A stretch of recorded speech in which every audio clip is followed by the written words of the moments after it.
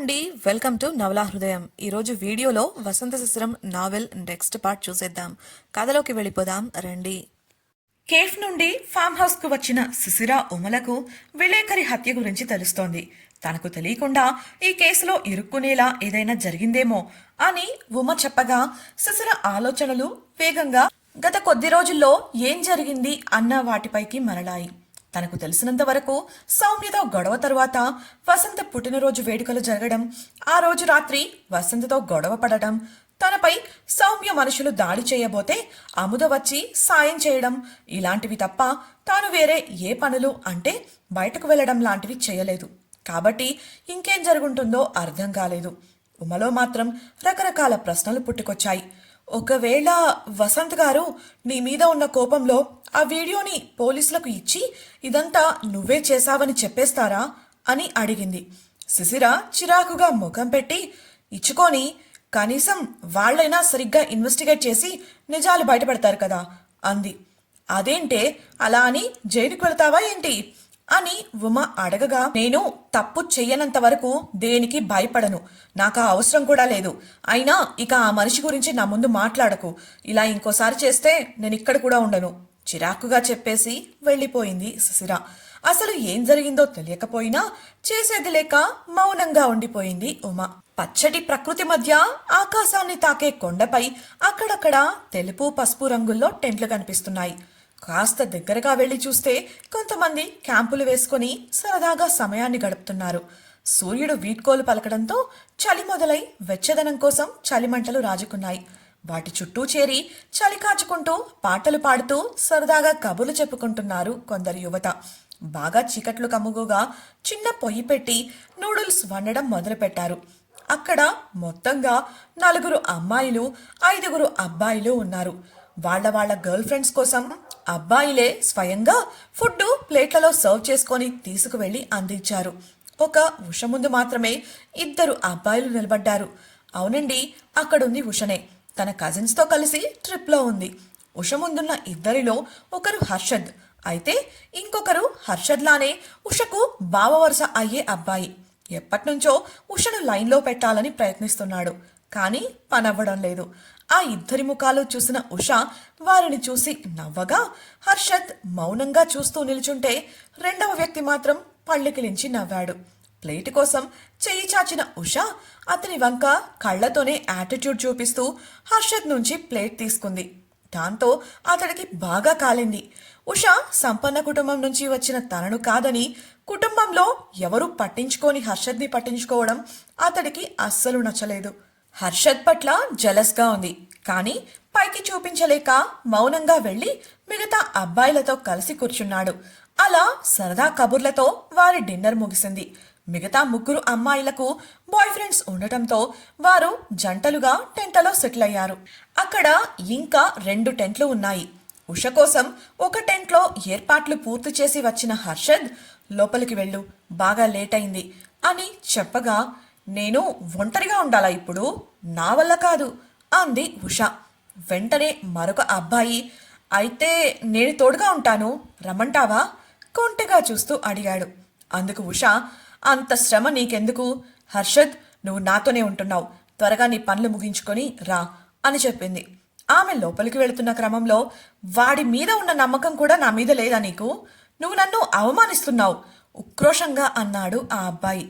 అందుకు వెనక్కు తిరిగిన ఉష అతడిని క్రింది నుంచి పై వరకు చూస్తూ, నీకున్న దూల సంగతి నాకు బాగా తెలుసు, అందుకే నేను హర్షద్ని తోడుగా ఉండమన్నాను అని బదులిచ్చింది. అందుకతడు, వాడు మాత్రం నీపై చెయ్యి వేయడని అంత నమ్మకం ఏంటి, మగాడేగా పౌరుషంగా అడగగా, అలాంటిదేదైనా జరిగితే మీ ఫ్యామిలీ రెప్యుటేషన్ వాడి తప్పుకోగలను అన్న నీ నమ్మకం నీ చేత ఏదైనా చేయిస్తుంది. వాడికి అలాంటి సపోర్ట్ లేదు, కాబట్టి అడ్వాంటేజ్ తీసుకోవడానికి ఆలోచిస్తాడు.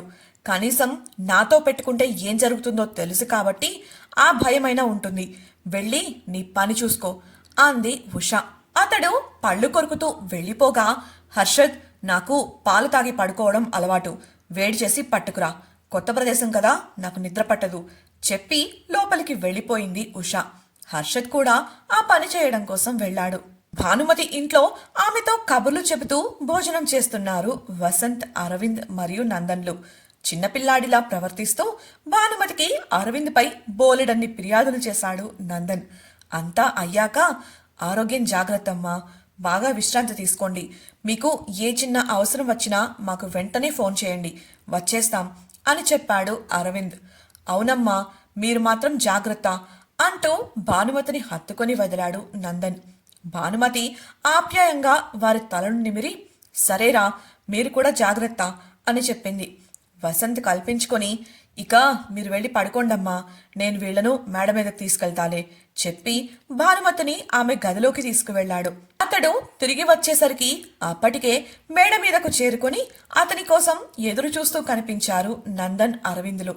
వసంత్ వారి ప్రక్కనే అరుగుపై కూర్చోగా తన ఫోన్ తెరిచి వసంత్ చేతికి అందించాడు నందన్. అరవింద్ చెప్పడం మొదలుపెట్టాడు. కొద్ది రోజుల క్రితం డీజీపీ ఆఫీస్కి వెళ్ళినప్పుడు ఆయన నాకు ఈ కేస్ ఫైల్ అప్పగించారు వసంత్. కొన్ని సేఫ్టీ కారణాల వల్ల ఈ కేసును బయటకు రానివ్వలేదు. ఇదంతా గత 6 నెలలుగా జరుగుతూనే ఉంది. ఇప్పటి వరకు 25 మంది ఆడవాళ్లను వాళ్ళు ఈ విధంగా చేశారు. ఇది ఒక్కడు చేసిన పనైతే కాదు, పెద్ద గ్యాంగ్ కావచ్చు, లేదంటే 2-3 కలిసి చేస్తూ ఉండొచ్చు. ఇంట్లోంచి పారిపోయిన అమ్మాయిలు, భర్తతో గొడవపడి బయటకు వచ్చేసి ఒంటరిగా బ్రతుకుతున్న ఆడవాళ్లు, అలాగే 2 కన్నా ఎక్కువ మంది బాయ్ ఫ్రెండ్స్ని మెయింటైన్ చేస్తూ ఒకరికి తెలియకుండా మరొకరితో తిరుగుతున్న ఆడవాళ్లను ఎక్కువగా టార్గెట్ చేస్తున్నారు. అంతేకాదు, అమాయకమైన కాలేజ్ పిల్లలు కూడా ఉన్నారు. ఆ 25 మందిలో 5 ఏ పాపం తెలియని కాలేజ్ పిల్లలు. కిడ్నాప్ చేసి చిత్రహింసలు పెట్టి చంపుతున్నారు. వాళ్ల గురించి బయటపడకుండా ఉండటానికి సాక్ష్యాలు కూడా లేకుండా చేసి బాడీని ముక్కలు ముక్కలు చేసి వేర్వేరు నిర్మానుష్యమైన ప్రాంతాల్లో డిస్పోజ్ చేస్తున్నారు అని అరవింద్ చెబుతుండగా, వాళ్లు చేస్తున్న దారుణాలు చూస్తుంటే వాళ్లను చిత్రహింసలు పెట్టి చంపాలన్నంత కసిగా ఉంది వాసు, అస్సలు వదలకూడదు వాళ్ళని ఆవేశంగా పళ్ళు కొరుకుతూ చెప్పాడు నందన్. అరవింద్ వెటకారంగా, అలాగా, ఉదయం పూలు, అమ్మాయిలు, మస్తాన్ కొట్టు అన్నావు అని అడగడంతో ఉడుక్కుంటూ, ఆ టైంలో ఏదో సరదాగా అన్నాలేరా, కానీ ఒక మనిషిగా ఇన్ని దారుణాలు చూస్తుంటే నాకే భయం వేస్తుంది. ఇలాంటి రాక్షసులు, మానవ మృగాలు సమాజంలో తిరుగుతుంటే పాపం అదేదీ తెలియకుండా స్వేచ్ఛగా బయట తిరుగుతున్నారు జనాలు. దూరంగా కనిపిస్తున్న సిటీ వైపు చూస్తూ భావోద్వేగంతో బదిలిచ్చాడు నందన్. అతని భుజం తట్టిన అరవింద్, ఈ కేసులో ఇప్పటికే 3 ఆఫీసర్లు మారారు వసంత్, నేను 4వ వాణ్ణి. సాక్ష్యాలు దొరకకపోవడంతో ఏం చెయ్యలేం అని చేతులెత్తేశారు. పోనీ నిర్మానుష్యమైన ప్రాంతాల్లో పహారా పెట్టిద్దామంటే అలా చేస్తే పబ్లిక్కి అనుమానం వస్తుంది, నిందితులు అప్రమత్తమవుతారని నాకు ఆ అనుమతులు కూడా ఇవ్వడం లేదు. నేను ఈ కేసును వదిలేయడం వల్ల నాకు ఒరిగేదేమీ లేదు, కానీ అమాయకమైన ప్రజలు ప్రాణాలు కోల్పోతారు అంటేనే భయంగానూ బాధగానూ ఉంది. వాళ్ళను పట్టుకోవడానికి నాకు నీ సాయం కావాలరా, చేస్తావా? సూటిగా వసంత్ కళ్ళల్లోకి చూస్తూ అడిగాడు. ఒక్క నిమిషం ఆలోచించిన వసంత్, నీ ప్లాన్ ఏంటి అని అడగడంతో అరవింద్, నందన్ల ముఖాలలో సంతోషం అలముకుంది. తన జేబు నుంచి ఒక మ్యాప్ను బయటకు తీసిన అరవింద్ దాన్ని వసంత్కు చూపిస్తూ తన ప్లాన్ను వివరించాడు. సరే, రేపు ఉదయం గగన్ నిన్ను కలుస్తాడు, వాడితో మాట్లాడు, మిగతా పనులన్నీ వాడే చూసుకుంటాడు అని వసంత్ లేవగా, థ్యాంక్ యూ సో మచ్ మామా అంటూ అరవింద్, నందన్లు ఇద్దరూ అతన్ని హత్తుకున్నారు. వసంత్ చిరాకుగా ముఖం పెట్టడం చూసిన నందన్, అంతేలేరా, అమ్మాయి ప్రేమ దొరికాక మా ఆప్యాయతలు నీకేం కనపడతాయి. ఇంతకీ మిస్ శిశిర, అదే సారీ మిస్సెస్ వసంత్ ఎలా ఉన్నారు అల్లరిగా అడిగాడు. అరవింద్ కూడా సమాధానం కోసం ఆసక్తిగా చూస్తుంటే క్షణకాలం మౌనంగా ఉండిపోయాడు వసంత్. వెంటనే తేరుకొని, ఫైన్ అని పొడిపొడిగా సమాధానం ఇవ్వగా, అది సరే కానీ మామా, ఇంతకీ ఆ పేపర్లో వచ్చిన ఫోటోల సంగతి ఏంటి మామా? నిజంగానే మీ మధ్య ఏదైనా ఉందా, లేక ఆ చచ్చిన జర్నలిస్ట్ గాడు అలా ఊహించుకున్నాడా? ఆత్రం ఆగక ప్రశ్నించాడు నందన్. నీ దగ్గరే ఉన్నాడుగా, పోయి లేపి వాణ్ణే అడుగు, చెబుతాడు వత్తి పలుకుతూ అన్న వసంత్ వెటకారపు సమాధానానికి, వాడు బ్రతికుంటే 3rd డిగ్రీ ఇచ్చైనా నిజం బయట పెట్టేవాణ్ణి మామా, వాడి గుడ్ లక్, పోయాడు. ఇప్పటికీ నువ్వు చెప్పేయ్ నవ్వుతూ అన్నాడు నందన్. అందుకు సీరియస్గా ఒక చూపు చూసి క్రిందికి వెళ్ళిపోయాడు వసంత్. నందన్ మళ్ళీ ఏదో అనబోతుంటే అతడి నోటికి చెయ్యి అడ్డుపెట్టిన అరవింద్, చాలు ఆపరా, వాడి సంగతి నీకు తెలీదు. ఇలా ఎక్కువ చేసి వాణ్ణి విసిగించావనుకో మన కేసు సాల్వ్ అవ్వదు అని చెప్పాడు. దాంతో సైలెంట్గా ఉండిపోయాడు నందన్. ఆ ఇంట్లోని వారికి చెప్పేసి క్వార్టర్స్కి వెళ్ళిపోయారు నందన్, అరవిందులు. ఆ రాత్రికి భానుమతి ఇంట్లోనే ఉండిపోయాడు వసంత్. గదికి వెళ్లి ఫ్రెష్ అయిన అతడికి అరమరలో పెట్టి ఉన్న గిఫ్ట్ బాక్సులు కనిపించాయి. క్షణం పాటు వాటి వంక చూసిన వసంత్ దబ్బున తలుపు మూసేసి బెడ్ దగ్గరికి వెళ్ళిపోయాడు. ఫోన్లో శిశిర చేసిన కాల్స్ హిస్టరీ అలాగే మెసేజెస్ చూశాడు, కానీ స్పందించకుండా వెళ్లి లైట్ ఆఫ్ చేశాడు. అలా ఆ రోజు ముగిసిపోయింది. మరుసటి రోజున పోలీసుల విచారణ కొనసాగింది. విలేకరి చివరిగా ఉన్న హోటల్లో విచారించారు పోలీసులు. విఐపి సూట్లో ఉన్న అతని వస్తువులను స్వాధీనం చేసుకున్నారు. అలాగే అక్కడి సీసీ ఫుటేజ్ చూసిన వారికి హోటల్లోని ఎవరి మీద అనుమానం రాలేదు. బయట సీసీ ఫుటేజ్లో మాత్రం ఎవరో కారులో విలేకరిని ఫాలో అయినట్లు గమనించారు. నిజానికి గగన్ ఒక టూరిస్టుగా ఆ హోటల్లో గది తీసుకున్నాడు. అలాగే అప్పుడప్పుడు బయటకు వెళ్లి రావడం, అక్కడే లాబీలో తిరుగుతూ సమయం గడపడం వల్ల అతనిపై ఎవ్వరికీ అనుమానం రాలేదు. అలాగే అతడు ఇప్పుడు కూడా ఆ హోటల్లోనే ఉన్నాడు. సహజంగా ఇటువంటి హత్యలు చేసేవారు ఇంకా అక్కడే ఉండరు కదా, అలా తప్పించుకోగలిగాడు గగన్. కానీ బయట కాపు కాస్తూ ఉన్న సౌమ్య మనుషులపై మాత్రం పోలీసులకు అనుమానం వచ్చింది. ఎందుకంటే విలేకరి చనిపోయే ముందున్న రోజుల్లో వారు వాడిన బండి అక్కడే ఉంది. మధ్యలో ఎప్పుడైనా ఓ గంట లేదంటే 2 గంటలు వెళ్ళిపోతుంది తప్ప మిగతా అన్ని సమయాల్లోనూ అక్కడే ఉంటుంది.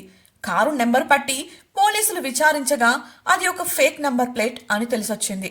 ట్రాఫిక్ సిగ్నల్స్ ద్వారా కారును ట్రాక్ చేసినప్పుడు అది ఊరి బయటకు వెళ్ళినట్లు, అది కూడా విలేకరి వెళ్లిన క్యాబ్ను అనుసరించి వెళ్ళినట్లు గుర్తించారు. గగన్ హోటల్ నుంచి బయటకు వెళ్లిన బైక్ వేరు, సౌమ్య గ్యాంగ్ ని అనుసరించిన బైక్ వేరు కావడంతో అతడి గురించిన ప్రస్తావనే లేదు. సిటీ బయటకు వెళ్ళాక ఇక ఆ కారు ట్రాకింగ్ దొరకలేదు. కారణం అక్కడి నుంచి శిశిర వాళ్ళు ఉంటున్న ఫామ్ హౌస్ కు వెళ్లే దారిలో ఎక్కడా ట్రాఫిక్ సిగ్నల్స్ లేవు, కనీసం ఇళ్లు కూడా లేవు. దాంతో వేరే దారి వెతకాలని అనుకుంటూ, అలాగే విలేకరి బుక్ చేసుకున్న అమ్మాయిని కనిపెట్టాలనుకుంటూ కేసును పక్కన పెట్టారు. ఇంతకీ ఈ విలేకరి హత్య కేసులో శిశిర ఇరుక్కోనుందా? మిస్టరీ డెత్స్ కేసును అరవింద్ సాల్వ్ చేయగలడా? ఆ అమ్మాయిలను చంపుతుంది ఎవరు? అరవింద్ వసంత్ని అడిగిన సాయం ఏంటి? వాళ్ళు చేసిన ప్లాన్స్ సక్సెస్ అవుతాయా? శిశిర వాళ్ళు కొత్త కేఫ్ తెరిచారని తెలిస్తే ఉష ఏం చేస్తుంది? ముందు సౌమ్య ఊరుకుంటుందా? తెలుసుకోవాలనుకుంటున్నారా? అయితే ఛానల్ను సబ్స్క్రైబ్ చేసి వసంత శిశిరం నెక్స్ట్ పార్ట్ వినేయండి. అలాగే మీకు ఈ వీడియో నచ్చినట్లయితే లైక్ చేసి మీ సన్నిహితులకు షేర్ చేయండి. మీ అభిప్రాయాలను మాతో పంచుకోవడం కోసం కామెంట్ సెక్షన్లో తెలియజేయగలరు. ఇట్లు మీ నవలా హృదయం team. Thank you for listening.